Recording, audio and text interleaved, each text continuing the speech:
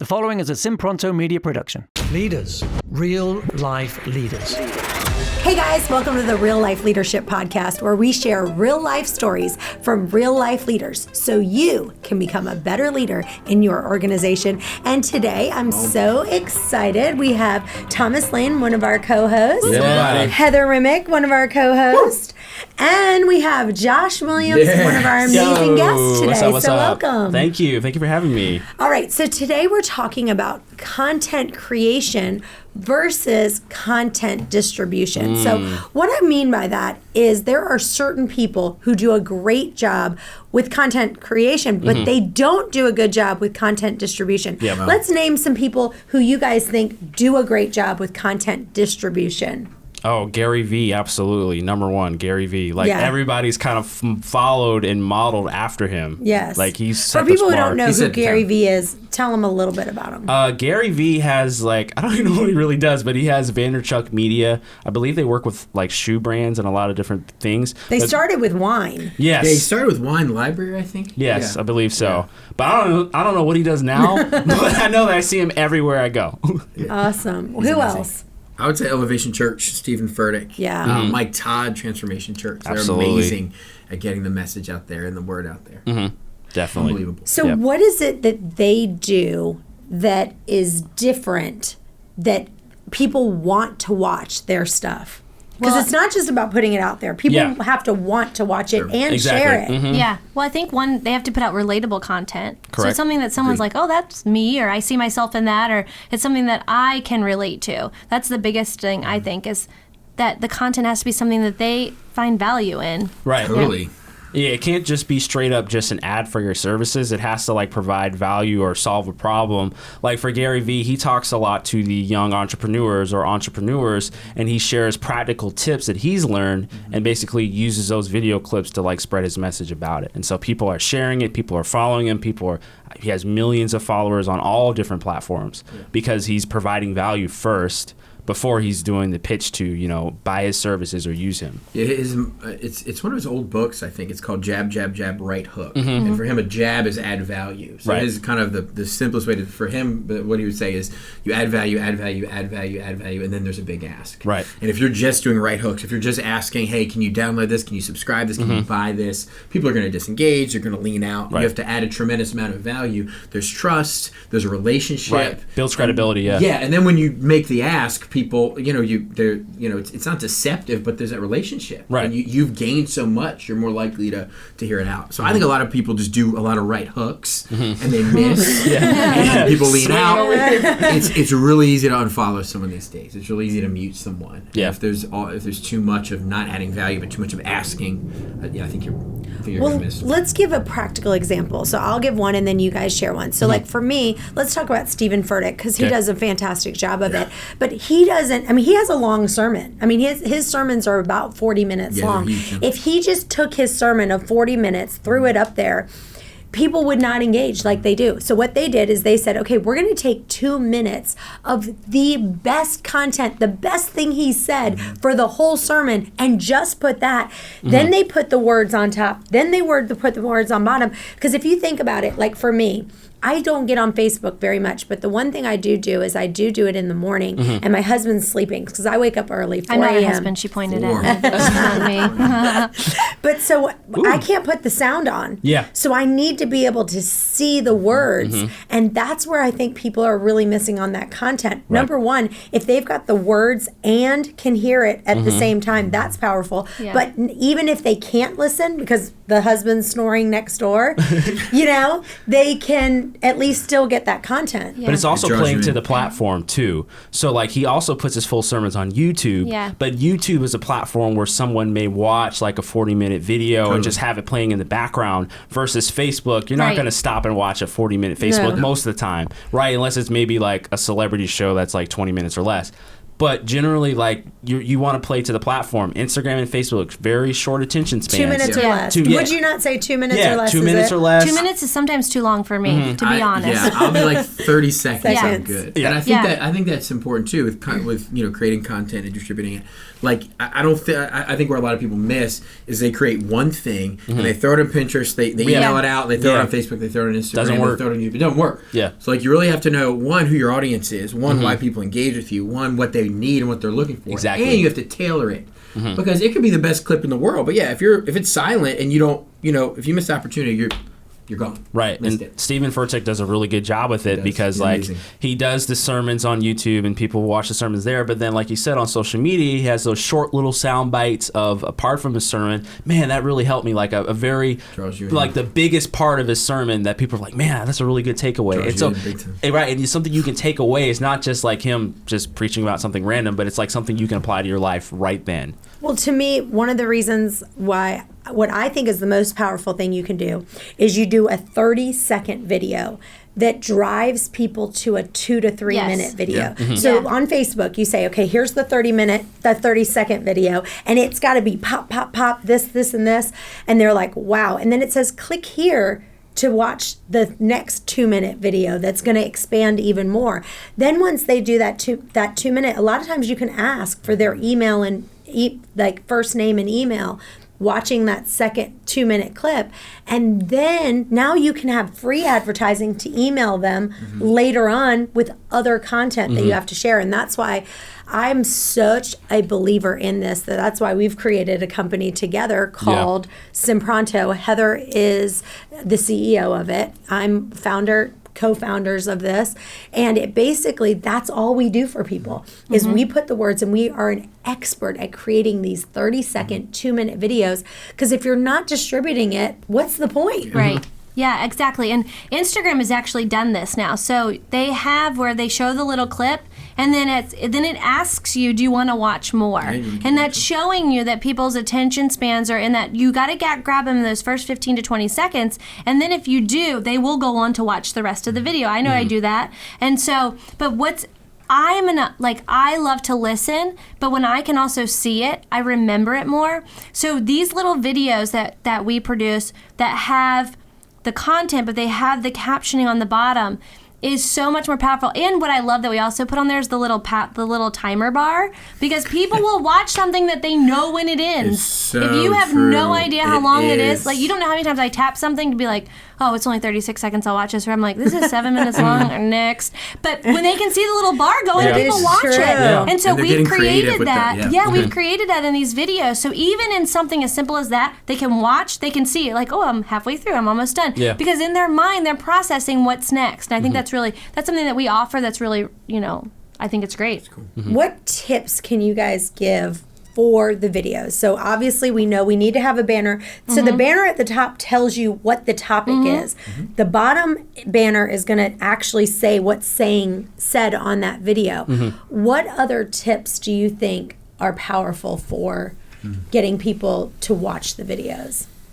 I think not just watching someone talk. Yeah, I was about to say the same Yeah. thing. Not just a talking head shot. Like there's got to be at least like what we call B-roll, which is your A-roll would be your talking head shot of you saying blah, blah, blah, blah, blah. But then your B-roll is like the shots of basically what you're talking about that keeps the viewer engaged. Because I think even your general rule of thumb is like 4 seconds. If the shot's more than 4 seconds, they're gone. Like it's just kind of like you're just looking at it, okay. Cool. All That's right. why we have an option that what we have people do is they can add B-roll to it. Yeah. Because it makes it where, again, you need your videos to be because after about 4 or 5 seconds, they're already ready to see something else. They don't want to keep watching your face over and over and over. Yeah. Even if you're pretty as can be. Yep. Yeah. And in today's time, like you don't have to sit and watch it, especially on social media, which is where most people are spending their time. More people are on Facebook every evening than will watch the Super Bowl From coming 8 up. to 10 Yes. p.m., they say from 8 to 10 at night. That's bananas. Yes. There's more people on Facebook than watch the Super Bowl. Yes. So you are And that's every missing day. out. Yeah, Every every day. day. Every day. So Yeah. people are about to spend millions of dollars. We have the Super Bowl coming up. To advertise to these people this weekend, they are ludicrous. They are missing out every day. You can you could be advertising to these people on Facebook. And the thing is that they have the option. They don't have to sit and watch your ad anymore. If they don't like it, they're moving on. Like, it's just as quick as your finger flick. Gone. And so it's so important to have these catchy videos that get people's attention so you can draw them into whatever your product is, whether it's a sermon, whether it's a service you're providing, whatever it might be, you've got to grab them. And another big thing about this is, like, you got to speak to your customers' problems. Like, you just can't talk over them and talk about how great you are. You have to address the problems or the concerns that they have, even from a sermon standpoint. Like, you wouldn't put a clip of you just, like, kind of boasting in yourself or what you guys, Ascend Church, were so awesome, but it's like, no, Ascend Church, we're here to help guide you on your journey to discovering faith, discovering Jesus. Like, you have to, like, guide people along there. Well, and it also needs to be things that they're going to share. That's huge. So, like, can you think of anything that you've posted that has gotten a ton of shares? Our biggest shared content was something on being, I think it was about being a control freak. I think it was a sermon called Control Freak. Relate. It was about anxiety and controlling your situation. Anxiety would be a big one. I think the reason is because, one, those are trigger words that I don't know anyone who's not a control freak. I don't know anyone who doesn't have stress. Yeah. So I think it's super relatable. It's super shareable. And I think everyone has a friend. They're like, okay, so-and-so needs to see this. And I think when you naturally go there, oh man, my mom needs to see this, my wife, my friend, whatever, I think it's just natural. And on Instagram and Facebook, it's so easy to share these days. It's so easy. Right. And I think that really validates the message. When someone shares it and takes your content as their own and broadcasts it, there's just such a real organic touch to that. Right. And I think it makes people lean in even more. Hey guys, I want to take a minute real quick to tell you about this retreat that I'm putting together. It's going to be just 10 lucky people that I'm going to select, and we are going to stay in a 5-star resort in Miami, and it's going to be pamper time. But the most important thing, I'm going to open up my books. I'm going to show you everything. You're going to leave there with my Word docs. You're going to leave with a USB drive with all the information that I've possibly done, every system in place. A lot of times you go to these conferences, you get all jazzed up, but you don't walk away with anything. You're going to walk away with this retreat with tons of systems. Go to chantelray.com/retreat to learn more. Because I've heard, like, basically the best content is the stuff that engages an emotional response, whether that's fear, anger, humor, confusion, or like those things that really strike a nerve. And like something like anxiety, like that strikes a nerve. People are like, I got anxiety. Hello, and I feel like that type of content really speaks to people the most. Something else that we've noticed really works in marketing is you have to almost like build the tension and then relieve it, or at least address the tension and relieve it. If you just start saying, give us an example. So for I can't just start saying here's how I can control, or here's how I can help you release your anxiety, but to almost cast a big net. If you're laying in bed at night worrying about your finances, if you're trying to change your career, if you're stressed about your kid, like making people realize, okay, I need to hear this. I need to buy a home. I need to do this. Whatever the thing is. Like, they know that's a problem, but almost stating the problem and then stating it how you can help them, and then creating this desired future outcome if they follow your steps. Yes, there's like a formula. It's like you start off with did you know statements, which are kind of giving statistics of the problem, and then you say, what if, basically imagine a better world if you could do X, Y, Z, X, Y, Z, and then you go into how, you help make a difference in that. So one of the things I have a book that I've written on weight loss, because I've lost over 30 pounds, wrote a book about it. And so one of the taglines that I use is, did you know, and it has to be a real statistic. Yeah, don't make it up. But this is real. But this is a real statistic that I found, that it says, did you know that over 95% of people who go on a diet either don't lose the weight or lose the weight and gain it back plus some. So that's a whoa statistic, right? Well, that's me. Then you share. Then I say, okay, well, what if I could show you that you could lose weight without ever going on a diet, right? So that's the next piece.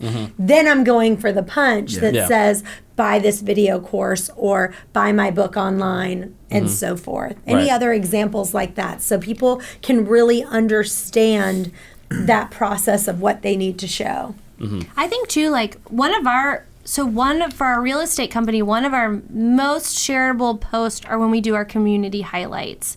And I think showing not only what you do, but how you're involved in your local community is really big, because what it does is it gets the community member that you're highlighting involved. So they're sharing, you're helping them, and they're helping you. So then they're sharing your content, you're sharing their content, and your brand is getting out to all of these people. So when you're trying to do like brand awareness type of campaigns, it doesn't always have to be a sales pitch or like, you know, you want to stagger it, because you want some to be, obviously this is what we do, but you also want to be some that like, we're here to be a member of your community too. And that's where you start to get that brand awareness to start to spread out, because people love to share things when they feel like they're helping somebody else. Yeah. Sure. Yeah, because one of our biggest shares that we ever did was, it was a company kind of like Jump. It wasn't Jump, but it was one of those bouncing places. Trampoline. And it had so many views because the CEO said, so it looked like this. Hey guys, this is Susie with Chantel Ray Real Estate, and today I'm here at Jump. I can't even remember the name, I'm sorry. But today I'm here with so-and-so at Jump. And then that's it, we posted that. They said a little bit about that company. And then the CEO saw it and said, what a great video. And this is a nationwide company. He said, I want all employees to share this video on social media. Wow. So then all those employees shared it, and it just snowballed. Yeah.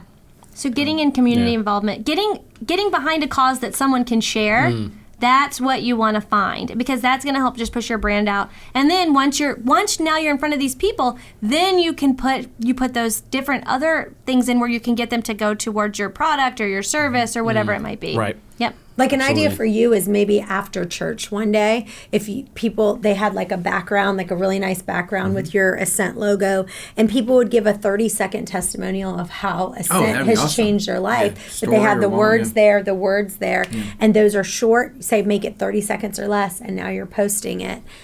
But you've got to get the content out there, and that's where the problem is. Like, a lot of people have really great content. Like, for example, Thomas has great content every Sunday. He prepares all week for it. Amazing sermons. Why? And he's Yes. hysterical. And he's Very funny. sweet. So Yes. you are hysterical. In my opinion, I've seen some of the videos that you've put out there, and they're phenomenal. But I would also add some of the funny ones. We've done one or the two, funny ones. and those got a ton of traction. And Yes. I've seen. Do you know Jeremy Foster? He's at a church out in Texas. I've heard of him. But He's hilarious. Yeah. But they do you know who I'm talking about? No, I don't think so. He's hilarious, but they go that route a lot. It's Yeah. almost like a motivational, inspirational one, and then a comedic one. It's Yes. almost 50-50. Both. It feels like, and we've chatted about that, and I think that I think it's a route we need to go. Yeah. Yeah. I think 50-50 I think it is the leans right. people in. Yes. Yes, Yeah. because I want to remind people that, you may be thinking, oh, I don't want to have to create content. You are doing your content every single day. Your job is what you're doing in your content. Video while you're doing it. Like, make good use of your time, because, like, for example, for a pastor, you have your content every single week. Oh, yeah. Take your bits of that and then distribute it. And either what you have to do is you have to look at your staff size and say, okay, what I believe happens in companies is they have too many people creating content and not enough people selling and distributing the content. So you have to look at your staff and you got to go, okay, we have two choices. We either have to get rid of some of the content staff, move it over to the distribution staff, or you hire a company like Simpronto that just says, we'll do it for you. Yeah. And we do it so cheaply and so efficient. I mean, we can do a video for you, a 30-second you can do a 5-minute video. We can do a 5-minute video completely transcribed top to bottom for $15. Like, it's not, you couldn't even do it. You couldn't even hire a person, pay their salary for less than that. So it's like, either get someone on staff that's part of their job to make that distribution, or outsource A it. lot of smaller companies can't afford it. Yeah. And they either don't do it, Yeah. or they do it in a way it's junky and it looks awful. You might as well not even do it. And they also think they're like, oh, well, I don't have a camera and I don't have this fancy podcast. You don't have to have that. These products that we hold in our hand every single day, whether you're an Apple or a Droid person, that's a whole discussion for another day, that They have amazing cameras on them. They have amazing microphones. All you have to do is shoot horizontally, and then you go to a service like Simpronto, you upload it, you pick your color, then we send you back a product that's captioned beautiful. It looks like it was professionally done, and you spent pennies on the dollar, and it's so simple. Like, I don't know why people aren't utilizing this to distribute the content they're already creating. What's some more ideas of the actual content that we've talked about humor. We said, okay, humor is a really big piece. What else, like, really, that you've seen resonates You got to make with deposits. You've got to make deposits for people. So you need to give them information that they're yearning. Right. So whatever your area is, people are looking for something. They're looking for answers at their fingertips. And so you've got to give them. You need to make deposits. So not everything has to be a sales pitch. It could just be like, here's your tip for the day. For example, Well, Stephen Furtick never asked for a sales pitch on any of his. No, Yeah, he's just giving content. Ever. I've never heard any. I've never heard him ask to somebody join a group or a team or money. It's literally just value. But let's say you're a chef, and let's say you have a cookbook. What you could do is just do like a recipe from your cookbook. You can show them how to make this tasty recipe, and it's like, hey, to get more recipes like this, get my cookbook. Yeah, that's a perfect example because you're already cooking the food. Yes. Just stick a camera in front of you. Basically, get 2 angles and you're good. I'm hungry now. Same. Any other tips, Thomas, from you that you can give people of things, content you've done, or any new ideas that they can do to add value to somebody? I think running it through something I ask my team all the time is would someone share this? And if the answer is no, we don't post it. Yeah, that's or so if they're good. like they might share it, then it's like let's hold back. Yeah. I think good is the enemy of great, and rather than just put out a bunch of good content, to run it through the filter of okay, does this something we ask ourselves? Does this stand out? Does this pop out throughout the noise? Does this add value? And would someone share this? Would someone share this to a friend? Would someone put it on their story?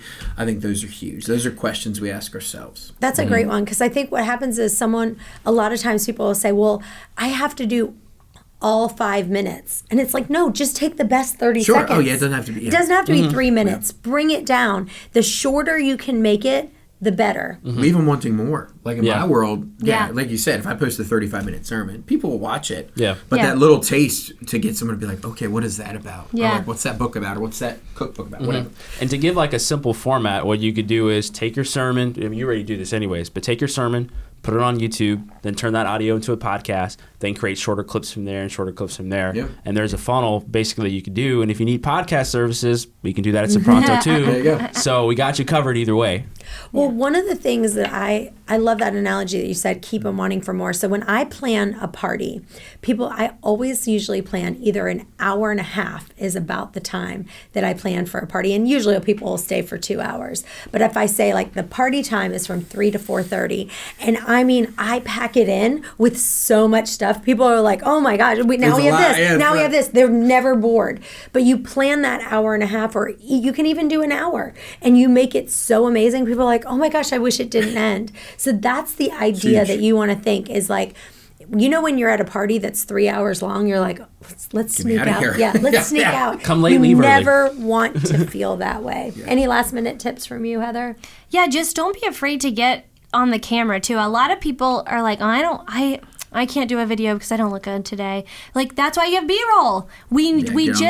Send your content, and then we add those pops in it, and you don't need to be on the camera the whole time, but don't miss out on sharing content and growing your business just because you're afraid to get on the camera. I got one more. Yeah. It's kind of nerdy. It's very boring. Okay.